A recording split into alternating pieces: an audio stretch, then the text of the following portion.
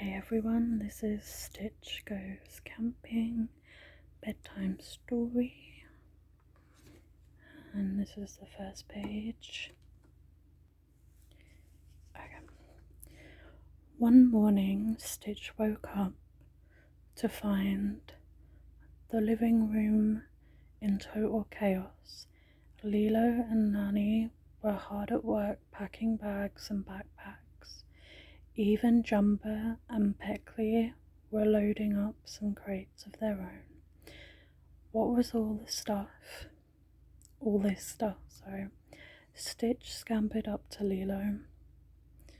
He pointed to the sky, a question in his eyes. Were they going on another adventure out in space?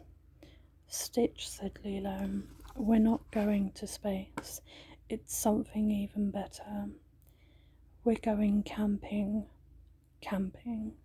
What was camping? Stitch tilted his head as Lilo continued. We're going to hike in the rainforest, sleep in a tent and roast marshmallows. If you hear grumbling, I'm really sorry. He's an old man now. He grumbles a lot. Responded Stitch. Marshmallows were one of his favourite snacks.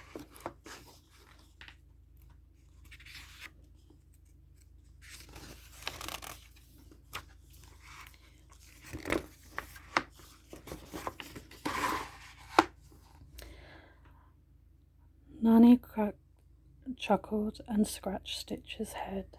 There's more to camping than marshmallows. It's about living simply and communing with nature, she explained. Jumper popped his head through the doorway next to Nanny and Stitch, not to mention hunting for the mysterious rainforest monster, he whispered. Lilo and Stitch stared at the alien. There are stories from campers reporting spooky sounds, suspicious shadows, and threatening thumps that no one has been able to explain, said Peckley. Whoa, gasped Lilo and Stitch.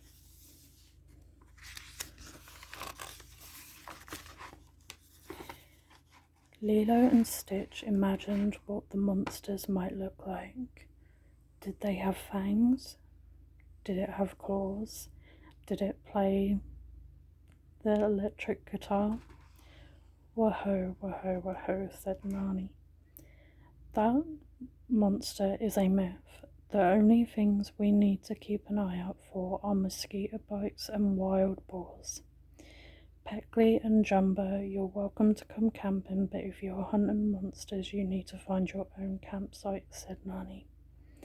Okay, agreed Jumper. Well, what are we waiting for? Yelled Lilo. Let's go.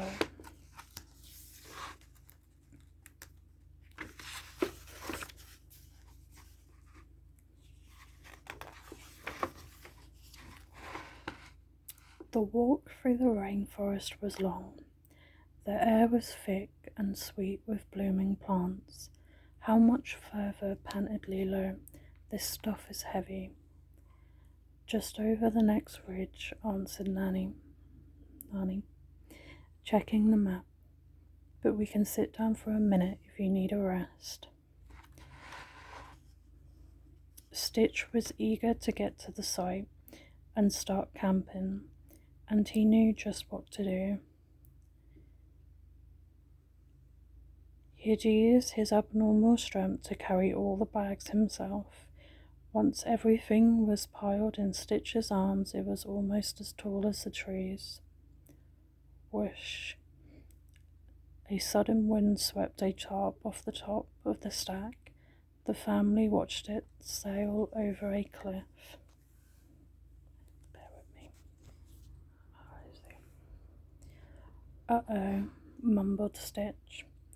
Lilo squeezed Stitch's shoulder. It's okay. We probably didn't even need that tarp. Stitch smiled at his friend, but Nanny shook her head. We might not need it, but we're out in nature. We always must. Something take care of the land. We can't leave anything behind, Stitch nodded seriously. He understood. Be careful, called Nanny. As Stitch dived off the side of the cliff, Lilo cheered as Stitch spun around a jolting tree root, swung on a sturdy vine, and landed, balancing on one foot, a few inches away from the trapped tarp.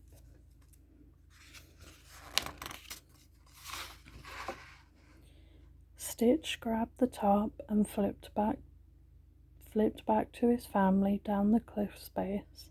Peckley and Jumper grasped. Did you see that flying shape? Asked Beth publicly. No earth animal moves like that. The two aliens heard a spooky sound. Eep, eep, the mysterious monster squealed Peckley, and they fled. Nanny, Lilo and Stitch arrived at a small clearing and decided to set up their campsite. Nanny found the instructions for putting up her tent and got to work. Lilo and Stitch looked at their own instruction manual. Nah, the two friends agreed before pulling out ropes and straps, and in any order they wanted. Nanny's tent was perfect. Lilo's and Stitch's setup was a little different. Nanny rolled her eyes fondly. She asked Lilo and Stitch to gather firewood while she redid their tent. Okay, Lilo agreed. Lilo pulled Stitch into the trees and tried to pick the very best sticks for fire making. She found one that looked like a sword and was about to show Stitch when out of the forest came a spooky sound. Eep, eep. Did you hear that? Whispered Lilo. Stitch nodded. Could it be the mysterious monster? She asked quick. Give me those sticks and vines and we can make a monster trap. Stitch handed Lilo the sticks and vines. Why don't you sneak to Jumper and Peckley's campsite? Asked Lilo. You can find out how they plan to catch the monsters and report back.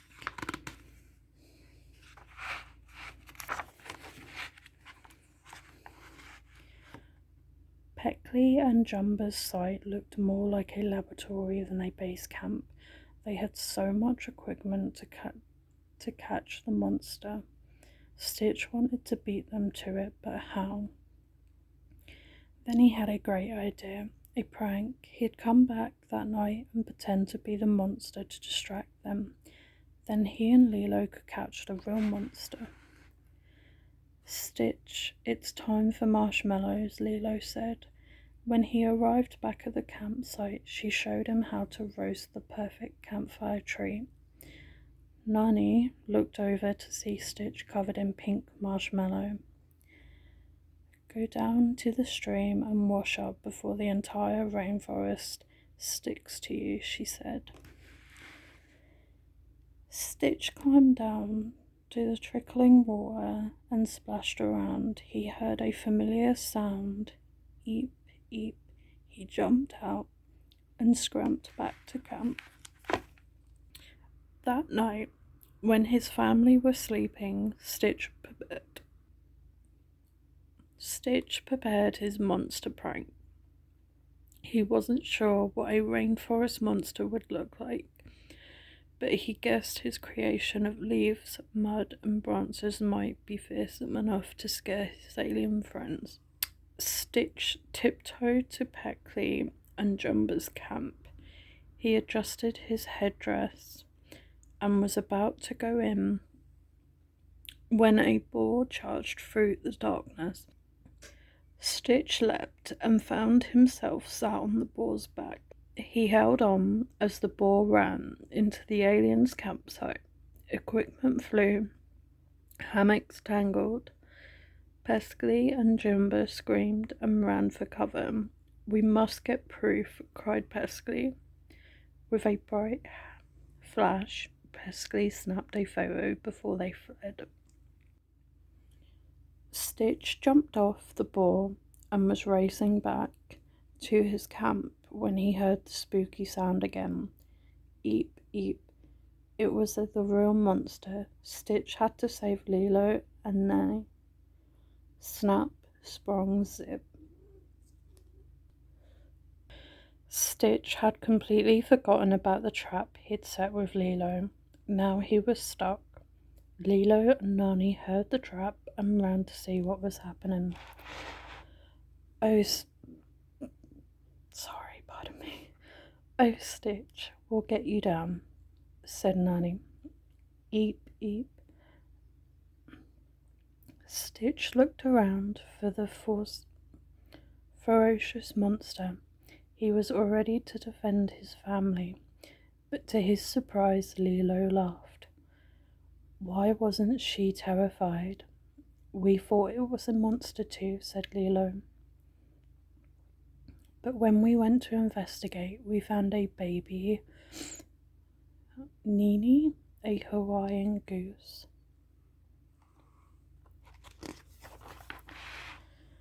From the other side of the clearing, they spotted Pleckley and Jumba running towards them. Pleckley was waving a photograph. The monster exists, we have proof, he cried. They'd been so scared they hadn't realised the monster in the picture was Stitch. Lilo looked at Stitch and gave him a wink. Stitch covered his mouth and chuckled. Soon the sun started to rise. They hadn't slept a wink, so decided to go home. They all packed the camping gear away and cleaned up the mess the boar made. At Jumba and Peskley's campsite, as they all marched back towards home, Stitch noticed a shadow in the trees above his head. Then he heard a sound. "Hurrah!" cried Stitch before leaping on Lilo's back. Lilo heard it too. Sorry. Come on, Stitch. Let's officially end this camping trip.